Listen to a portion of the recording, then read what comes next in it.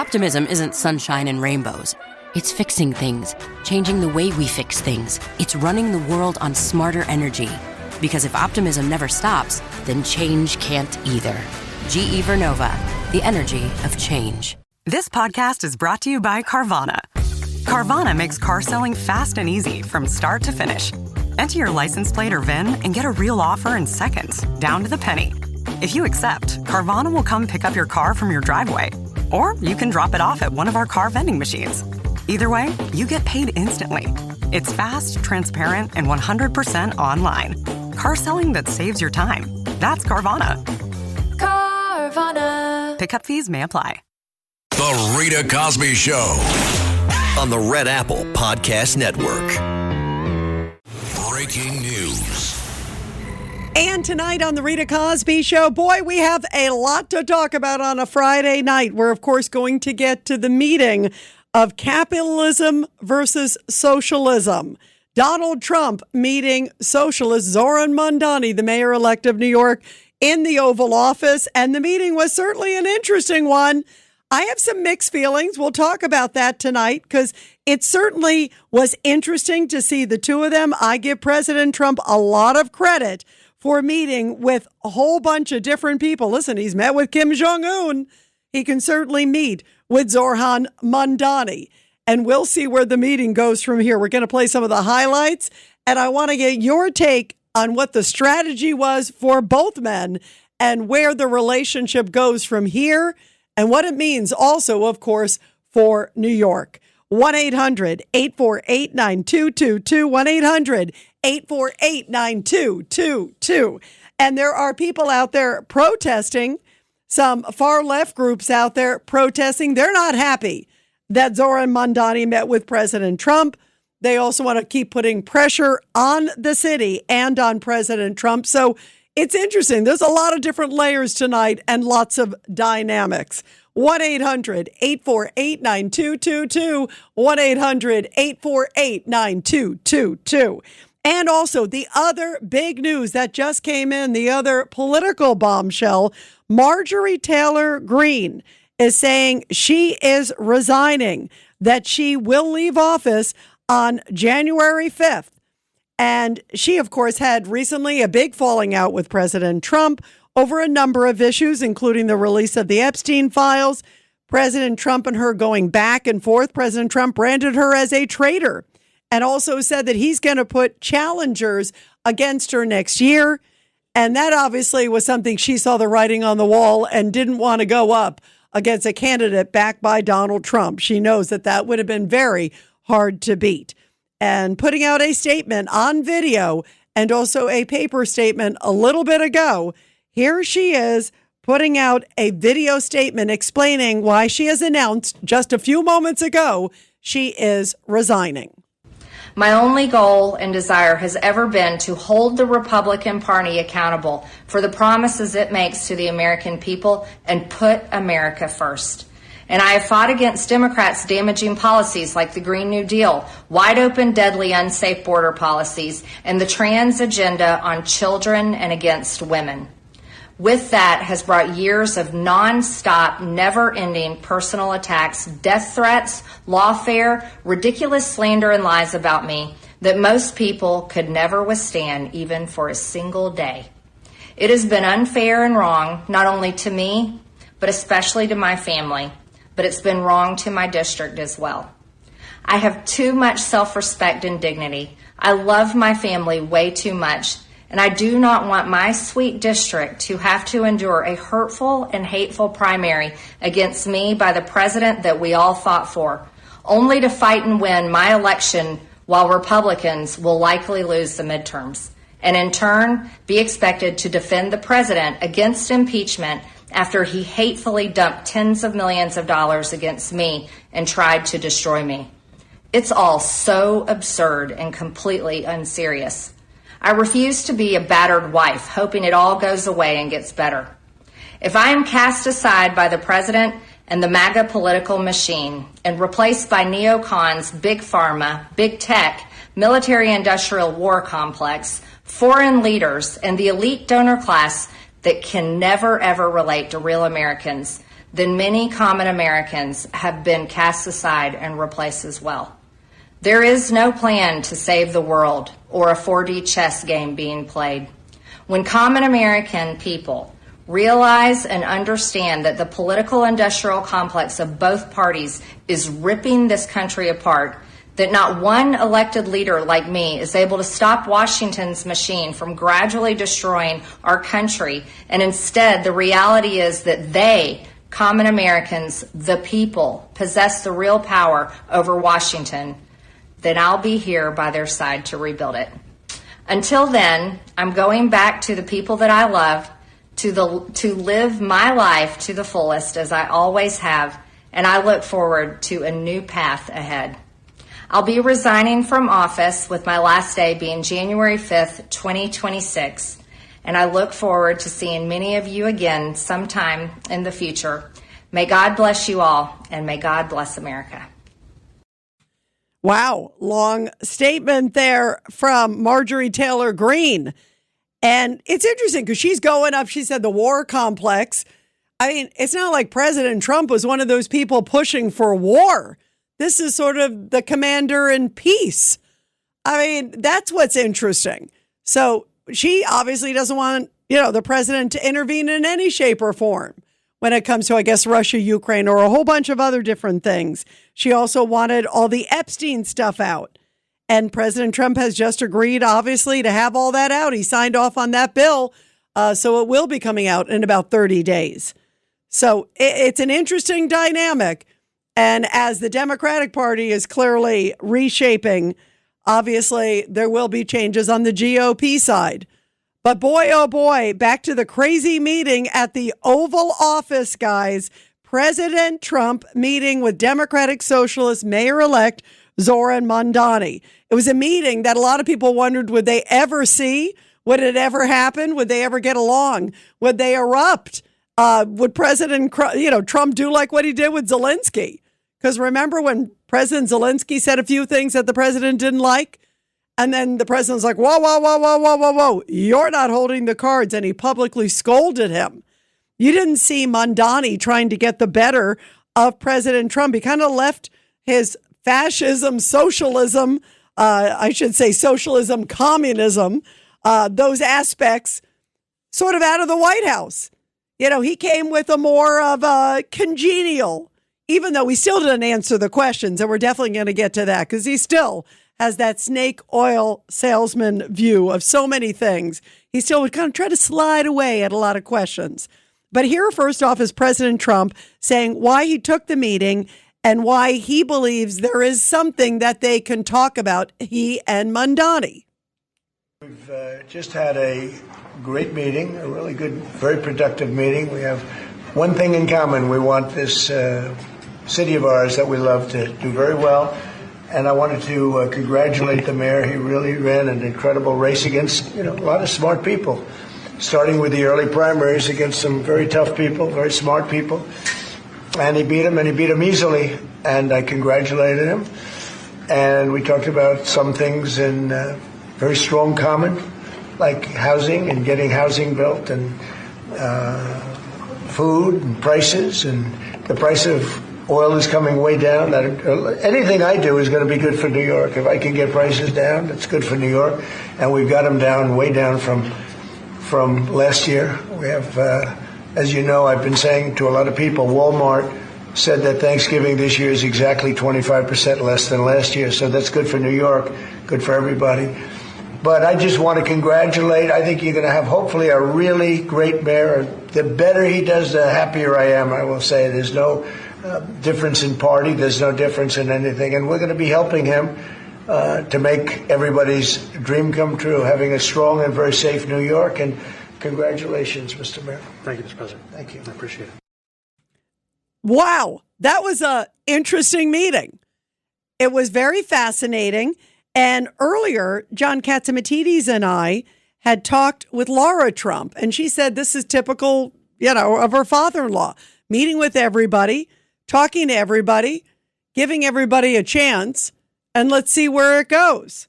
There are some people who didn't like President Trump being so nice to Mamdani. although Mamdani was respectful to the president. And he also did agree with President Trump. He kept going back to his canned lines. It's all about affordability. It's all about, lower housing. It's all about lower grocery prices. It's about, lower rents.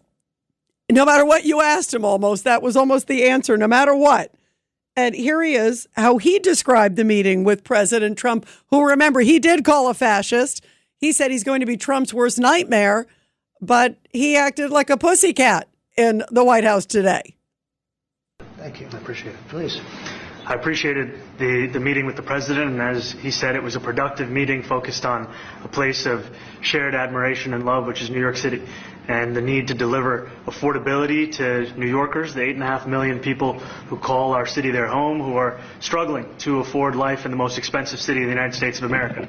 We spoke about rent, we spoke about groceries, we spoke about utilities, we spoke about the different ways in which people are being pushed out, and I appreciated the time with the president, I appreciated the conversation. I look forward to working together to deliver that affordability for New Yorkers. Thank you very much. Any questions, please? And there were a lot of questions. And in fact, one of them was about Mamdani's views, of course, towards Israel. Now, I don't think there's any gray how Mamdani feels, but they were great questions that he was getting asked. And he was able to sadly dance around it. I wish we had heard his real answers. I wish he would have been confronted even more. I still think the media needs to be even more direct with this guy based on his comments in the past.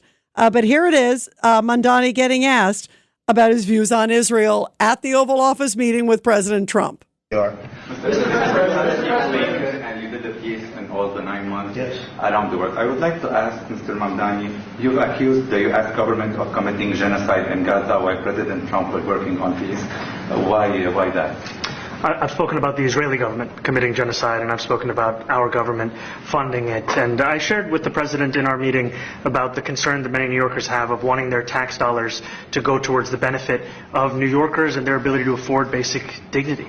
And what we see right now is we're in the 9th consecutive year of more than 100,000 school children being homeless in our city. And there's a desperate need not only for the following of human rights, but also the following through on the promises we've made New Yorkers. And I appreciated the meeting we had and the work that we can do. Do you agree that President Trump did do a peace and work hard to make the peace? Because he worked hard to do the peace in the Middle East and everywhere. Do you agree with that? I appreciate all efforts towards peace, and I shared with President Trump that when I spoke to Trump voters on Hillside Avenue, including one of whom was a pharmacist that spoke about how President Trump's father actually went to that pharmacy not too far from Jamaica Estates, that people were tired of seeing our tax dollars fund endless wars. And I also believe that we have to follow through on the international human rights, and I know that still today those are being violated, and that continues to be work that has to be done no matter where we're speaking of. Mr. President. In other words, it's still being violated. If you hear him, he's still very critical of Israel. So that's why I went to the phrase snake oil salesman. All smiles, but still sticking to a lot of his substance. I didn't hear too much different today from Zohran Mamdani. That makes me think we're going to see a kindler, gentler Mamdani in New York. I did see a guy who did show respect for the president of the United States, as he should, because it's the president. It's the leader of the free world. And he's at his house. He's at the White House. He's in the Oval Office. So I do think he did show deference to that. And I thought there were some very positive experiences that they're talking. Look, if they both want to save New York, that's a great thing. But what is Zohran Mamdani's idea of how to save New York? Is it to drive the wealthy out, the people who pay the taxes? Is it to drive Jewish residents out? Is it to drive the NYPD out? I didn't really get any answers, and nothing I sort of heard. I trust President Trump, but nothing that I heard publicly really gave me any assurance about that, because he kind of goes around smiling. I'm not going to use, the phrase genocide, intifada, all these things, because some people told me globalize the intifada is a negative word. Well, it's obviously a negative word. This guy truly is a wordsmith, and he knows how to dance and weave and bob. We're going to take your calls when we come back. I cannot wait to get your reaction to all of this. What a day it has been. 1-800-848-9222. And you're listening to The Rita Cosby Show on an action-packed Friday night. The Rita Cosby Show on the Red Apple Podcast Network.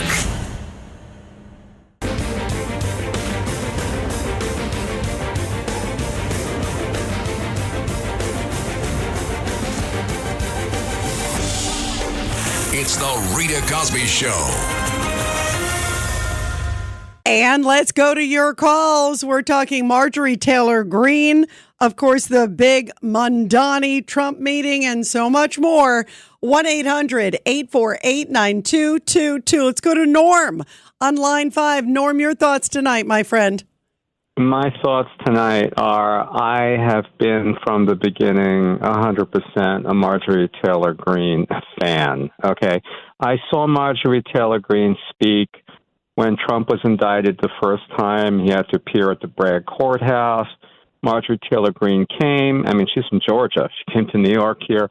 And right in front of the courthouse, I was there. Antifa, forget it. The lefties were going nuts, but we had enough people there to kind of knock them back, you know. And anyway, by the way, I remember that moment, and she has been very stalwart. She's the one who also approached, remember, Joe Biden with Laken Riley's name with the pin, right, saying, "Here's the name. Remember her." Yeah, this is a tragedy. I hope to hell they can get it together. Look, this is no big deal. I mean, as far as Trump didn't mess around with anybody on that Epstein thing. It's pretty clear. Okay, he had no.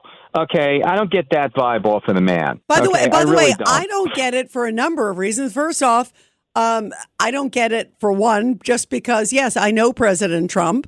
Two, right. I also don't get it because Joe Biden had all this information for these years. And you're telling me that Joe Biden's DOJ or Comey, who is leaking like a sieve, you're telling me that they didn't put it out there or sneak it out there some way? They didn't. If they had it, they would have put it out there. What I think with Marjorie Taylor Green is, I think, look, she's an uncompromising, I feel in some way, patriot. I think Rand Paul is kind of the same way. These people, there's no art of the deal with these people. This shrimp and coconut sauce is divine. What's your secret? Goya coconut milk. How does it taste so good? It's all in that real coconut flavor and that rich, creamy texture. What about thickeners and added sugars? None. Just smooth, coconutty goodness. What can I make with it? From curries to sweet treats like coconut flan, the possibilities are endless. Goya coconut milk. Take your cooking to the next level. No question about it. Find it in the Goya section of your local grocery store. If it's Goya, it has to be good. The world moves fast. Your workday, even faster. Pitching products, drafting reports, analyzing data. Microsoft 365 Copilot is your AI assistant for work. Built into Word, Excel, PowerPoint, and other Microsoft 365 apps you use. Helping you quickly write, analyze, create, and summarize. So you can cut through clutter and clear a path to your best work. Learn more at Microsoft.com/M365 Copilot. Why wait for Black Friday? Blink Friday starts now with up to 65% off Blink Smart Security. Check on your pets all season long with new Blink Mini 2K Plus plug-in cameras. See your gifts arrive in head-to-toe view with Blink Video Doorbell. Ready to use right out of the box. Just unwrap Blink and go. Pet setters to busy families. Blink Friday deals have your holidays covered. Tap the banner to save now. This episode is brought to you by Netflix. Jay Kelly, the new film from Academy Award nominee Noah Baumbach. George Clooney stars as an actor confronting his past and present on a journey of self-discovery, alongside Adam Sandler as his devoted manager. Critics are calling it a declaration of love to the chaotic art of filmmaking, with the Wall Street Journal praising it as a transcendent comedy drama. Jay Kelly is now playing in select theaters and on Netflix December 5th. People, forget about it. It's my way or the highway. And I could see the clash with Trump, who's was a New York realtor, with a New York, developer, and I could see that there are different personalities completely. But I think it is a tragedy. From what I've heard, the criticism, some of my friends, she said something anti-Semitic. I don't know. I don't know. my friends are going to kill me over this. I mean, I think Marjorie says a lot of things, and then I don't necessarily think she.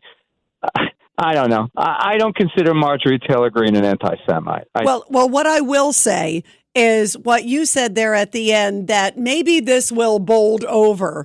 Maybe, look, he and Elon Musk the other day, he went right over. He was complimenting him. He was there in some of the events this week, Elon Musk. This episode is brought to you by Marqeta. When it comes to your payments provider, you can't afford to compromise. Marqeta's modern payment solutions flex with your business without the trade-offs. Stable and agile, secure and innovative, scalable and configurable. If they say you can't have it all, don't believe them. Your business demands more. Choose a payments provider that delivers more. Choose Marqeta. Visit marqeta.com/Spotify to learn more. Hi, I'm here to pick up my son Milo. There's no Milo here. Who picked up my son from school? Streaming only on Peacock. I'm gonna need the name of everyone that could have a connection. You don't understand. It was just the 5 of us. So this was all planned. What are you gonna do? I will do whatever it takes to get my son back. I honestly didn't see this coming. These nice people killing each other. All Her Fault. A new series streaming now only on Peacock. Okay, only 10 more presents to wrap. You're almost at the finish line. But first...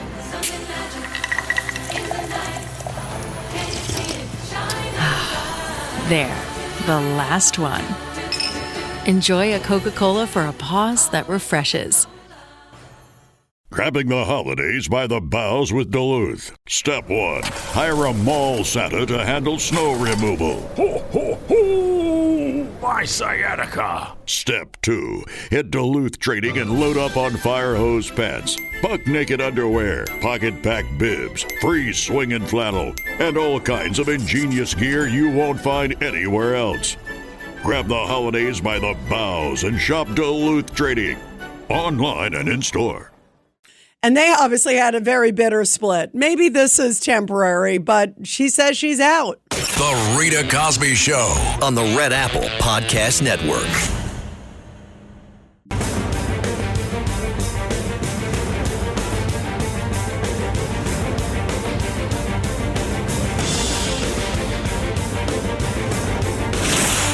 Rita Cosby is on. The Rita Cosby Show presents Back the Blue. And this Back the Blue segment coming from Blue Mound, Texas, where body camera footage shows Texas police officers break a window to save a man inside a burning car before the vehicle was destroyed by fire. Well, the officers arrived on the scene and they found the car on fire with a single occupant still inside. He was trying to break out the rear window. One officer is seen working to break that rear passenger side window to try to get the occupant out, while another attempted to break the rear window. Thankfully, the rear passenger side window suddenly broke quickly, and the officer was able to pull the man safely from the burning car just in the nick of time, because the vehicle then became fully engulfed within minutes. Officers on the scene said if it were not for this fast action of these two officers, both working at the same time, pulling the man out, he would not have survived, clearly, the horrific fire that was engulfing the vehicle. And luckily, everybody is expected to be okay. The officers and also the man who was rushed to a nearby hospital. And of course, bravo to our great men and women in blue. We love honoring them here on the Rita Cosby Show. Well, I'm not sure what's ahead for New York, guys. After this meeting today with Zohran Mamdani and Donald Trump, obviously Zohran Mamdani recognizes it's the president of the United States, and he is the one who controls the purse strings. So definitely, clearly, he understands that Donald Trump, what he giveth, he can taketh backeth. And if he doesn't want to give all the money, or if he wants to withhold the funds, he can. And the federal dollars are a lot. And that's why you could tell Mamdani was kind of coming with a little bit of humble pie, if you will. He was the one requesting this meeting at the White House. And I give President Trump a lot of credit. because a lot of other people maybe wouldn't meet with this guy or wouldn't make it a priority, wouldn't give him the time, wouldn't even allow the media in. They would put a little statement afterwards saying, I met with this guy, don't agree with him. I wish New York good luck. But he gave him the courtesy of talking. I love the fact that Donald Trump likes meeting with different, interesting people that many of us completely disagree with. And at least he gave him the time of day because he does care about New York and he does care about America. That's why Donald Trump met with this guy. He's going to be the mayor of the biggest city, and it's Donald Trump's home city. And Donald Trump even said that he has never seen such interest in a meeting. He's like, I've had world leaders in here. I've had a whole bunch of people in here. And a lot of times there's some media or the interest is so. This one, the interest was through the roof. And let's go back a little bit through memory lane, because boy, what a contrast today was from what we have seen in the past with Donald Trump and Zohran Mamdani privately trading barbs. Today was the first time they met in person. But here is Donald Trump, and listen to what he used to call Zohran Mamdani. It wasn't that long ago. It was his little commie. Mr. President, see these buildings? A lot of them in New York City you built. I do. That's called capitalism, not socialism. We have Mamdani, who is ahead in the polls here. What's your reaction? It's amazing. It's up by 20. I call him my little communist. He's my little communist mayor. I love that. He's my little communist mayor. I think he'll still continue calling him that. Maybe, I think, after today. You could tell they still are clearly mountains apart on a lot of issues. I wonder how much was talked about privately versus publicly, or if they did indeed just kind of stick to some of the issues like affordability and the economy and things like that they all care about, that they clearly both care about, and this populism message that, yes, both of them are, were successful for winning, but obviously couldn't be more farther apart. The one thing, I'm glad the media was asking the questions about Mamdani's crazy comments, not only about President Trump, but about Jews, about genocide that he says is being committed by Israel. What about the protests? He didn't answer about the protests. In fact, he was asked about those protests that took place at a temple. Rabbi Schneier here in New York, a very famous Holocaust survivor, his temple, there were these huge protests earlier this week where they were just shouting these vile things, these pro-Palestinian protesters. And so Mamdani was asked about it. Hey, what are you going to do? He didn't say anything. Kind of dodged the question. I don't like that.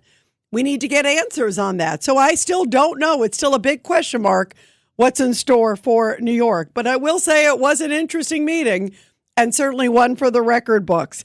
And here is Zohran Mamdani, because let's not forget, before he came into the Oval Office, he was all fire and brimstone about Donald Trump. Remember in his famous, quote, victory speech, he was like, turn the volume up.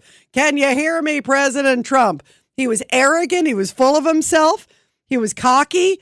And he wasn't so much today, but he did get what he wanted by a meeting in the White House. And President Trump did give him the courtesy. So I give President Trump a lot of credit. And I'm glad that Mamdani was courteous to the president, as he better be. But here is Mamdani earlier, this is a couple weeks ago, saying how he is going to fight Donald Trump with every fiber of his being. This, of course, was before the meeting today.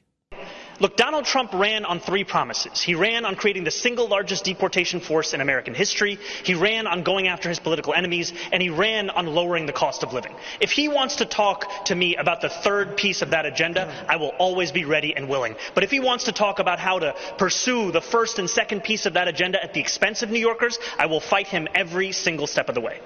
Okay.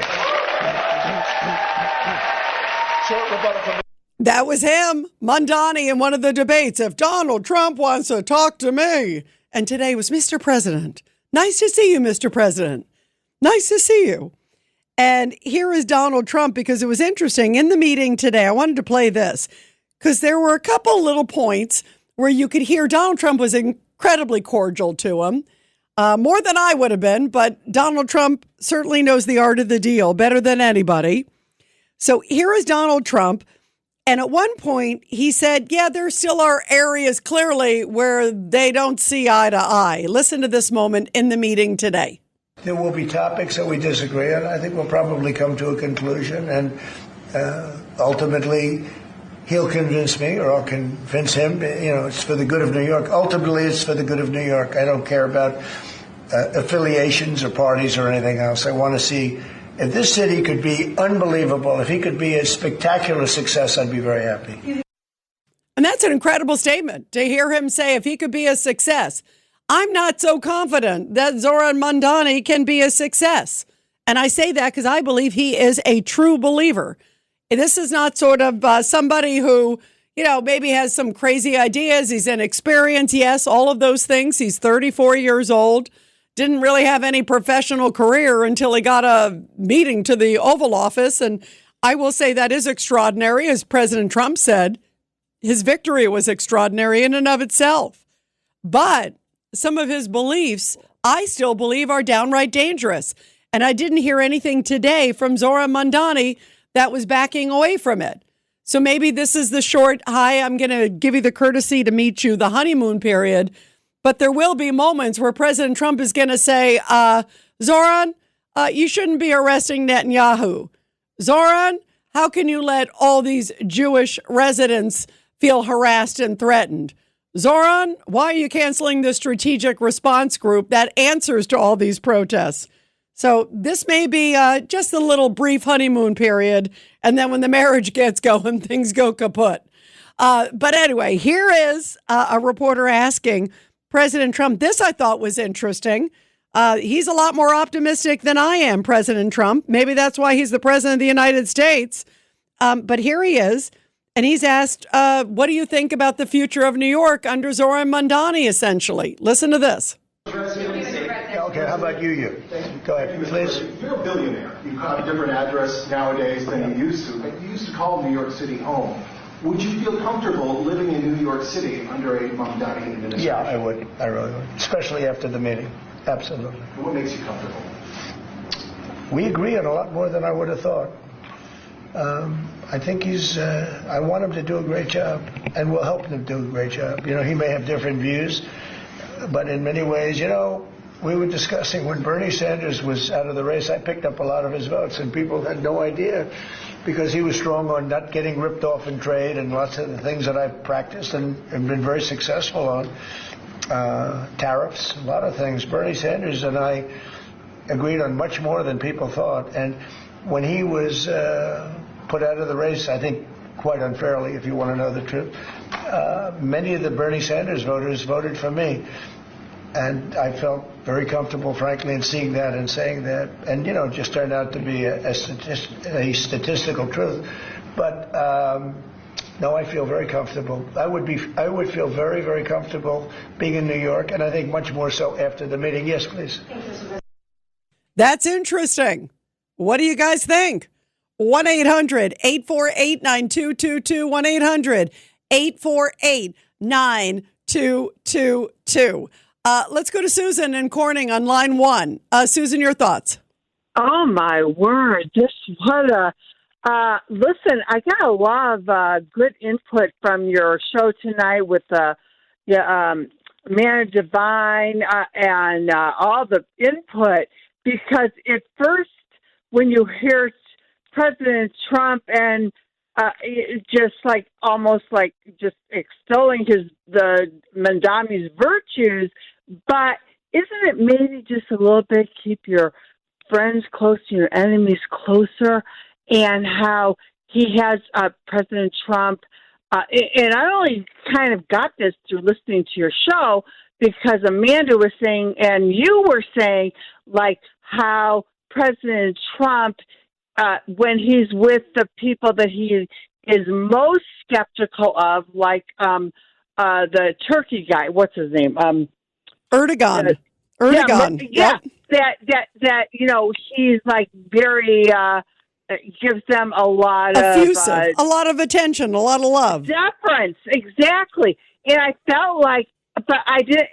Once I really heard the whole thing, and we have to just say, President Trump, he is always working on so many different levels of, chess playing, and that also, because I couldn't see what was happening, but on your show, Mando was saying, like, well, like when he was in the Oval Office, when Mamdani was like standing there, you know, like he was shaking his head. He didn't have his little, you know, foolish little fake smile.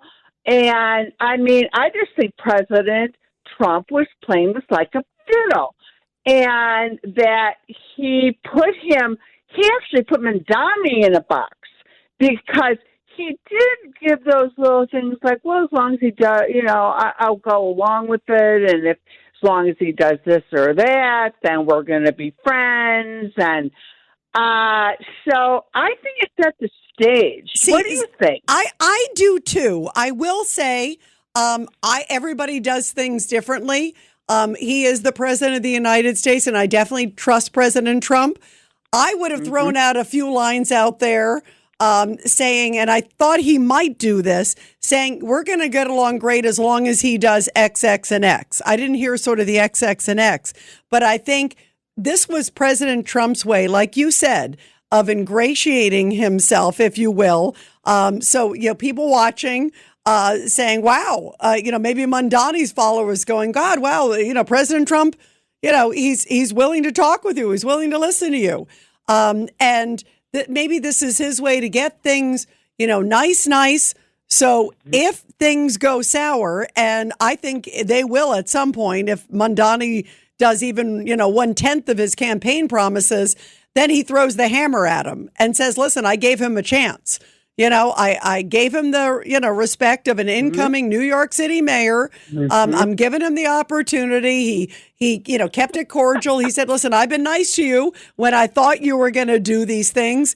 You haven't done what I expected. And now I'm coming in. So, you know, maybe it gives Mamdani a chance to feel what it feels like to be nice with Trump. And then if he gets out of step, he's going to feel the other side of Trump, as Zelensky has felt, you know, back and forth. You know, you think about the way that relationship has gone, and Erdogan, too, as you brought up, from Turkey. You know, the ones that he is most skeptical of, sometimes it's like he kind of charms them so he can get what he wants. And then maybe at the right moment, he can at least pick up the phone and say, hey, listen, I said to you, I would do this. You're not doing that. Now I can pick up the phone and call you. I feel like we're going to have an okay relationship. So maybe this gives them the access. This gives them the ability. And also, you know, there are a number of, you know, supporters of Mamdani that are not happy tonight that he was, you know, nice to the president of the United States. So I think there's sort of an interesting master plan that's sort of behind all of this. And I think, you know, this is just sort of step one in Trump's, you know, theology and strategy, I should say, more so, because he knows who Mamdani is. You know, he knows that this guy is, you know, is a diehard Democratic socialist. He knows this guy is, you know, anti-Semitic beliefs, and he didn't even really back away from it. I was surprised he kind of didn't let the press have at it. I would have also let the press have at it. I can understand why President Trump himself wanted to, you know, be, you know, sort of be above the fray. He's the president of the United States. But I think there were some other moments there where the press, you know, wanted to really kind of, you know, go after Mamdani. And he hasn't faced questions like that at all from the New York media. Many of them have not done a good job with Mamdani. They've been way too soft. And there were a couple times where I wish, you know, the press wasn't interrupted on the questions. I wish it was sort of the press asking these questions of Mamdani, even the follow-ups, kind of let Mamdani flail a little more because he didn't get a chance to flail. I think he was given a little too much comfort, and I think he should have been given a little more chance to flail, and we might have seen the real Mamdani.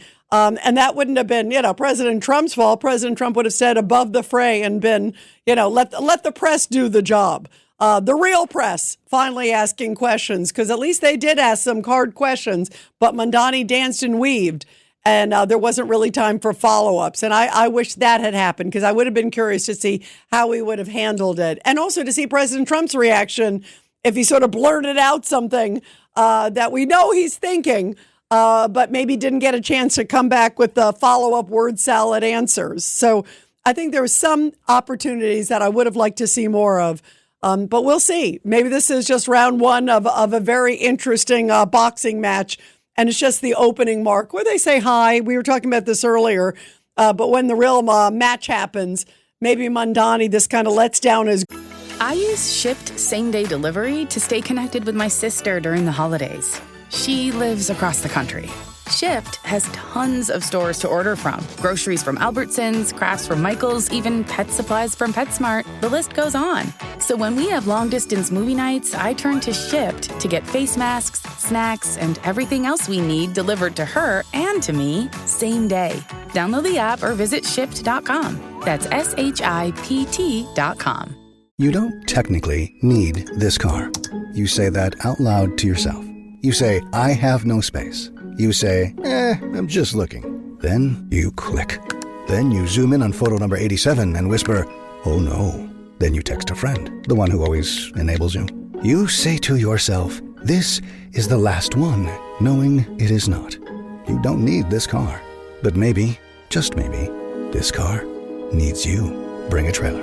It's never just a car. Hi, I'm Jim. I'm not an actor, just a guy living with prostate cancer. My wife and I face each day head on. We asked my doctor about Xtandi enzalutamide. Xtandi 40 milligram tablets treats men with prostate cancer that has spread to other parts of the body and responds to a medical or surgical treatment to lower testosterone. Xtandi may cause serious side effects: seizure, a brain condition called PRESS, allergic reactions, heart disease that can lead to death, falls and bone fractures, swallowing problems, or choking that can lead to death. Stop Xtandi and get medical help at once if your face, tongue, lip, or throat starts swelling. Tell your doctor at once if you faint, have a seizure, quickly worsening headache, decreased alertness, confusion, vision problems, chest pain or discomfort, or shortness of breath. Xtandi can cause harm to an unborn baby or miscarriage. Use birth control during and 3 months after Xtandi. Common side effects include muscle and joint pain, feeling unusually tired, hot flashes, constipation, less appetite, diarrhea, high blood pressure, bleeding, falls, fractures, and headache. Visit Xtandi.com to watch my story.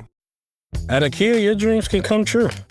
Well, maybe not the ones where you're being chased by a monster. We're talking about kitchen dreams. And there are IKEA products and solutions for all of them. Whether it's a whole new kitchen, a statement glassware set, or just new cutlery. If you got big dreams or small dreams in any size of budget, IKEA can help you bring them to life. Visit IKEA.us/dreamkitchen to learn more. Dream the possibilities. Guard, and he thinks, oh, well, Trump is this lovely guy, until Trump picks up the phone and says, we're not sending any more money because of XX and X. I predict that day will come a couple times for sure. With diehard socialist Zohran Mamdani. 1-800-848-9222. We'll continue your calls when we come back here on The Rita Cosby Show. The Rita Cosby Show on the Red Apple Podcast Network.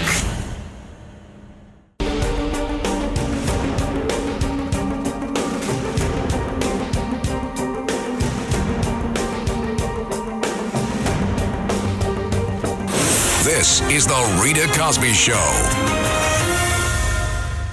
And coming up on The Rita Cosby Show, we will continue to talk about President Trump and Zohran Mamdani. The whole world is talking about this meeting today in the Oval Office. Many people thought this meeting never would happen, and it happened before Mamdani actually took office, which is January 1st. Now, also, we'll talk about some of the fallout from those Democrats also who are saying that you can defy orders, military members. We'll have your back. Not to worry. Stand down. It's an incredible comment. And President Trump said that is treasonous. That's sedition. And now they're going after him, which to me is absolutely insane. 1-800-848-9222. 1-800-848-9222.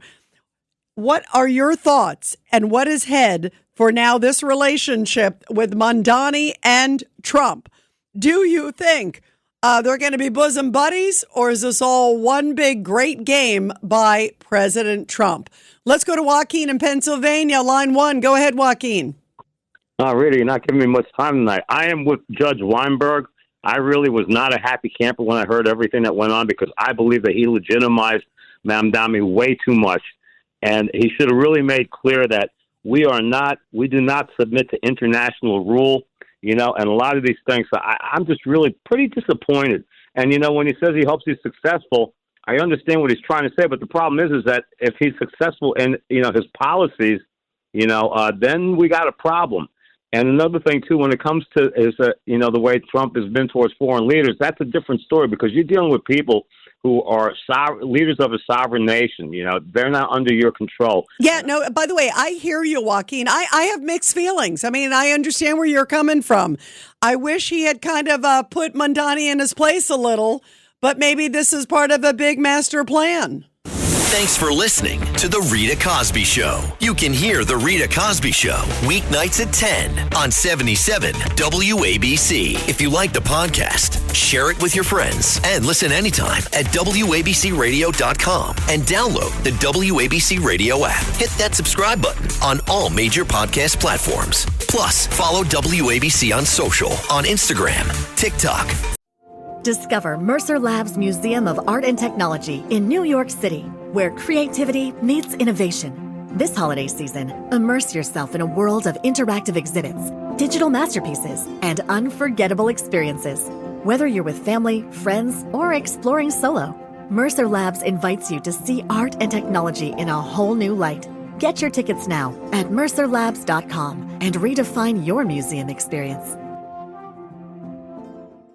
Facebook, and X. See you next time for a new episode so you never have to wonder. What the heck is going on here?